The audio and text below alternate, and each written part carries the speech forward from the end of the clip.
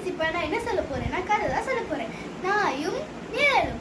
நாய் நடந்து போயிட்டு இருக்கும் போது கறிக்கடை வந்துச்சான். அந்த கறிக்கடை முன்னாடி எலும்பு இருந்தது அந்த நாய் பார்த்துச்சான். அந்த எலும்பை நாய் திருடிட்டு ஓடிடுச்சான். போயிட்டு இருக்கும் போது குட்டி குட்டி நாய்கள் அங்க இருந்து நாயே எனக்கு அந்த எலும்பு தரியான்னு கேட்டுச்சான்.